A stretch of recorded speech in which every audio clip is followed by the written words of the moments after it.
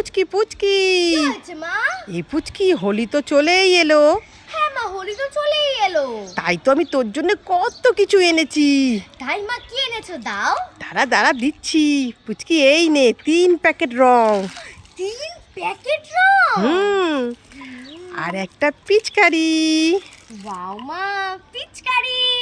আরো আছে পুচকি, আরো আছে? আরো আছে। এই নে 4 প্যাকেট বেলুন, 4 প্যাকেট বেলুন। আর একটা মুখোশ।